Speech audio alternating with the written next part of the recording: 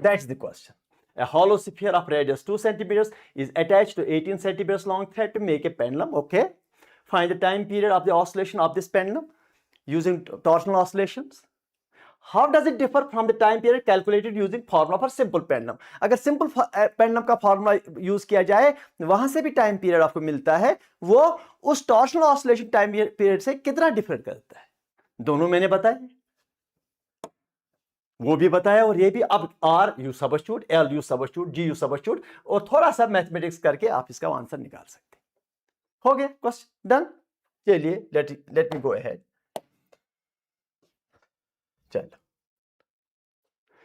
one more question. A closed circular wire hung on a nail in a wall undergoes small oscillations of amplitude 2 degrees. Okay.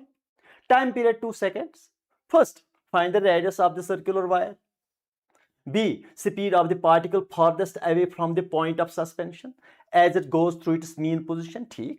C, acceleration of this particle when it goes through a mean position. वो भी ठीक है.